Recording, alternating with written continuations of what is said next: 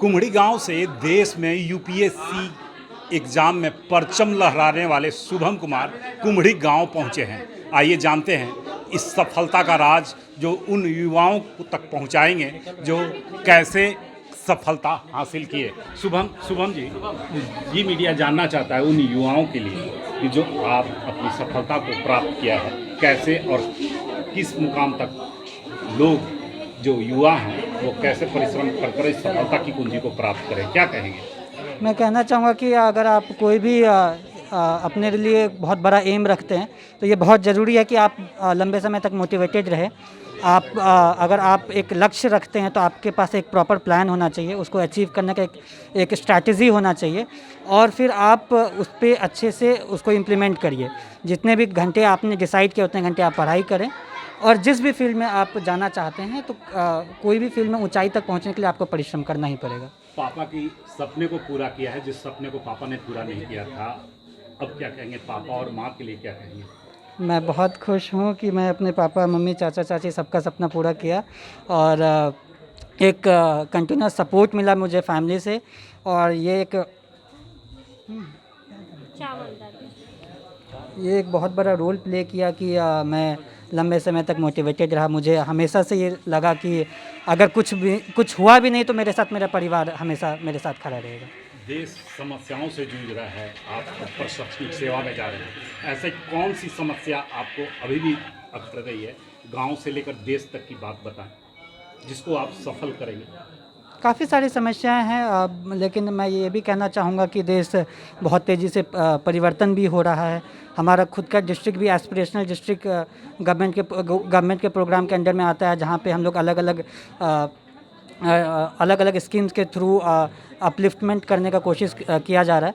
जैसे अगर परेशानी की बात करें तो हर लेवल पे परेशानी है, शिक्षा में परेशानी है, हेल्थ में प्रॉब्लम्स हैं। यूपीएससी की परीक्षा में देश में दूसरा रैंक हासिल करने वाली जागृति अवस्थी हमारे साथ मौजूद है। बहुत बहुत बधाई हो जागृति, कैसा महसूस कर रही हैं आप? बहुत खुश लग रही हैं।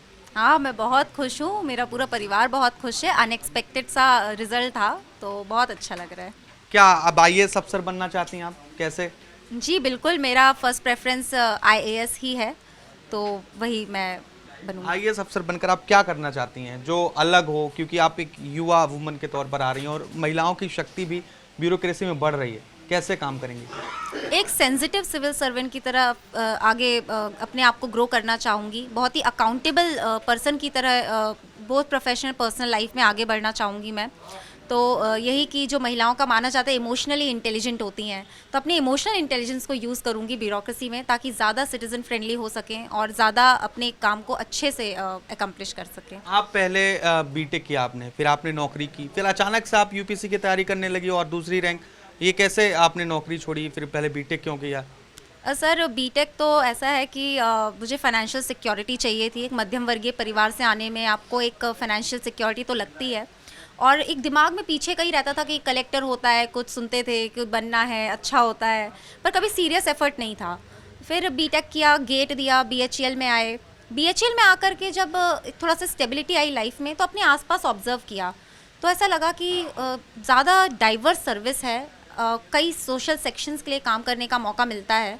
तो मुझे लगा ये सर्विस और मेरी पर्सनालिटी से सूट करती है, मुझे बात करना पसंद है और मतलब मेरे स्किल्स से अलाइन करती है, तो मुझे पूरी जर्नी में किसका सपोर्ट रहा? फैमिली में सबसे ज़्यादा कौन सपोर्ट किया और क्या कैसा सफ़र रहा? फैमिली में सभी ने बहुत सपोर्ट किया। मेरे पेरेंट्स ने जॉब छोड़ने के डिसीजन को सपोर्ट करना, एक भी बार उन्होंने किसी भी तरह की शादी से रिलेटेड या इधर उधर की कोई बात नहीं की। मेरे भाई ने पेपर्स प्रिंट कर करके देना, एमसीक्यूज़ करेक्ट करना मेरे, और बताना, बायोलॉजी में थोड़ी सी हेल्प कर देना, तो ओवरऑल सबका बहुत सपोर्ट रहा है। कैसे आपने पढ़ाई की और उन स्टूडेंट्स के लिए क्या टिप्स हैं जो अभी यूपीएससी की तैयारी कर रही हैं, आपकी सफलता का राज? सर सिलेबस को समझ लीजिए, प्रीवियस ईयर क्वेश्चंस को एक बार देख लीजिए, प्रैक्टिस करिए बहुत ज़्यादा, लिख लिख कर पढ़िए। लिख लिख कर पढ़ने से आपके मेमोरी में रिटेंशन पावर बढ़ जाती है। तो और जो भी कमी रह जाए उनको करेक्ट ज़रूर करिए, खुद से कम्पीट करिए और खुद में बिलीफ रखिए। आप आपकी हॉबीज़ क्या हैं, क्योंकि बहुत सारे क्वेश्चंस ऐसे हो गए, हॉबीज़ आपकी प्लीज़ बताएं। मेरी हॉबीज़ है, मुझे इवेंट्स ऑर्गेनाइज करना अच्छा लगता है। मुझे हेल्थ कुकिंग में इंटरेस्ट है। मैं बुंदेलखंड एरिया से आती हूँ, तो बुंदेलखंडी म्यूज़िक में थोड़ा सा इंटरेस्ट है तो मेरा। प्लीज़ आप बुंदेलखंड से बिलोंग करती हैं और बुंदेलखंडी म्यूज़िक सुनती हैं, तो थोड़ी 2 लाइन।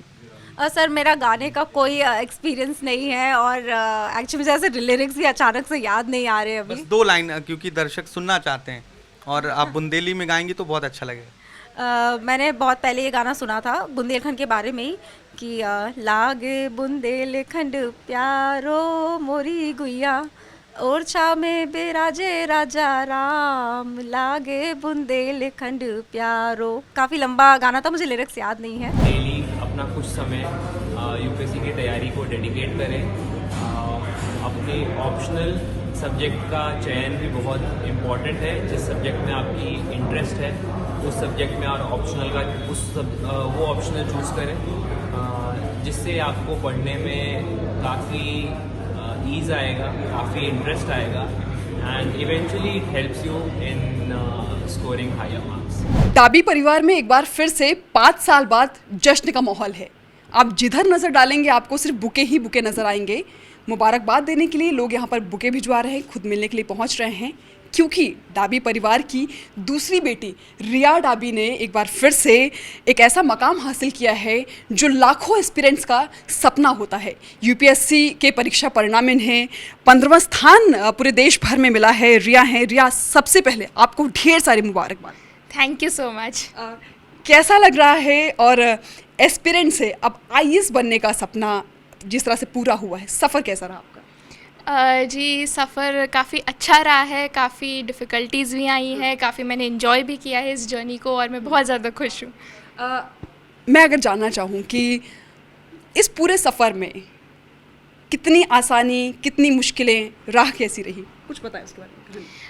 जी, जैसा कहा जाता है यूपीएससी की एग्ज़ाम ही बहुत ज़्यादा डिफ़िकल्ट होती है, और इसका सिलेबस ही बहुत ज़्यादा वास्ट है।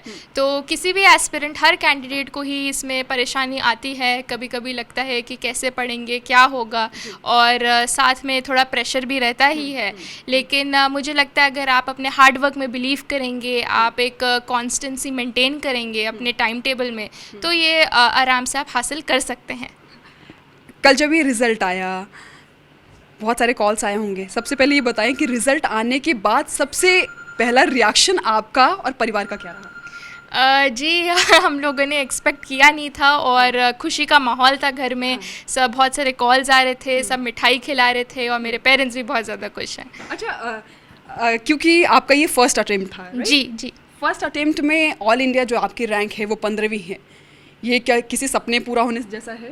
जी, ये तो सपने जैसा ही है। मैंने कभी एक्सपेक्ट किया नहीं था, और मैं बहुत ज़्यादा खुश हूँ। ये सपने जैसा ही मैं है। ये देख रही हूँ जब से आपका ये रिज़ल्ट आया है, और तब से घर की घंटी बजना बंद नहीं हो रही है। जी, लोग आए जा रहे हैं, और मैं भी बहुत ज़्यादा खुश हूँ।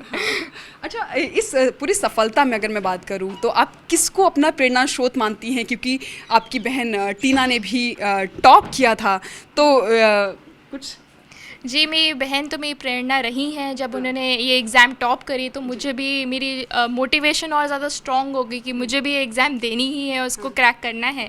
लेकिन बचपन से मेरी जो मदर हैं वो मेरी इंस्पिरेशन रही हैं, क्योंकि उन्होंने मेरी जर्नी में मुझे बहुत ज़्यादा हेल्प किया है, और मुझे हमेशा एक होप दी है कि आप अपने हार्ड वर्क में बिलीव कीजिए, और एक एटमॉस्फेयर घर पर भी प्रोवाइड करा है जिससे ये सफलता मुझे प्राप्त हुई है। अच्छा, हम देखते हैं कि जो भी यूपीएससी, जो सिविल सर्विसेज के जो एस्पिरेंट्स होते हैं, उनकी राह इतनी आसान नहीं होती है।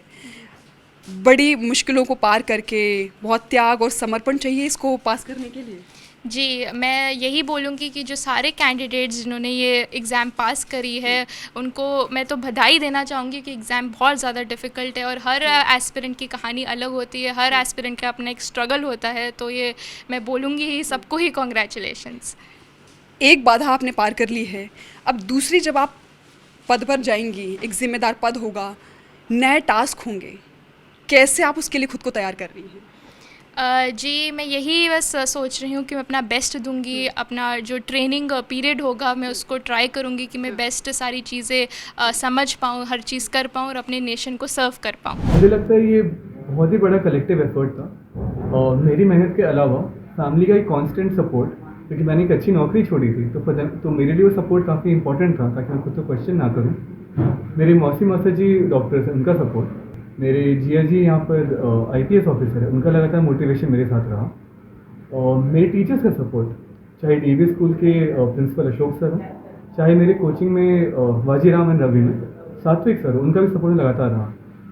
एक फाइनल चीज़ में लगता है, एक अच्छा पीयर ग्रुप जो मेरा बन सका, वो मुझे काफ़ी मोटिवेट रखा लगातार। तो sir I think collective effort है जो फाइनली निकला है। बिहार में UPSC का रिजल्ट आया और उसी UPSC के रिजल्ट में मिथिला के लाल मधुबनी के रहने वाले संदीप कुमार ने 186 रैंक पाया है।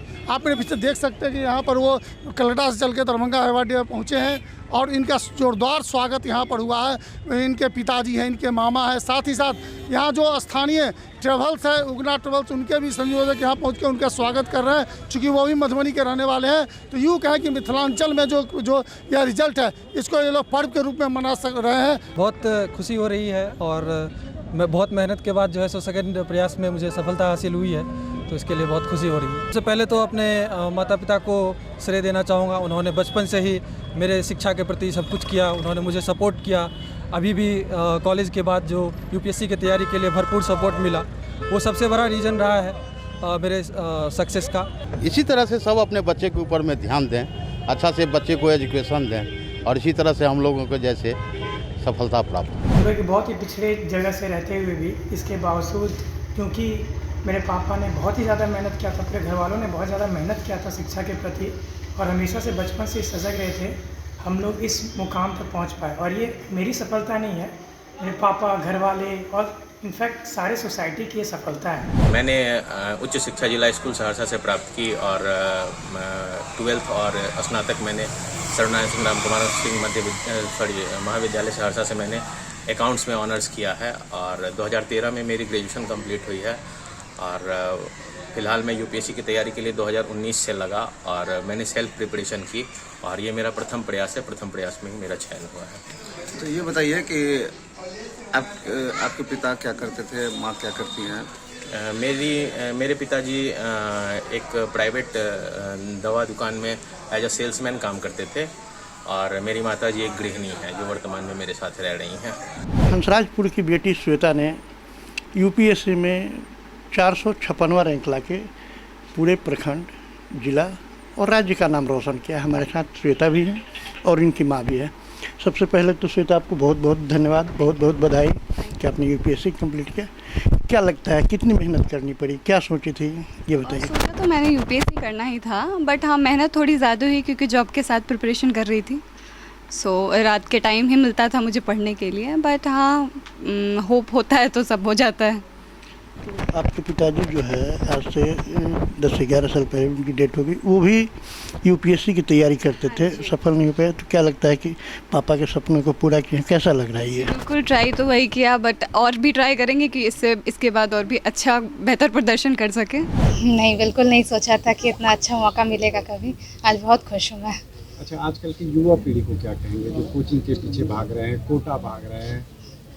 कोचिंग का बस यही बोलेंगे कि अगर आपके पास गाइडेंस नहीं है तो आप ले सकते हैं, लेकिन ज़रूरी नहीं है कि आप लीजिएगा तभी आप कुछ कर सकते हैं।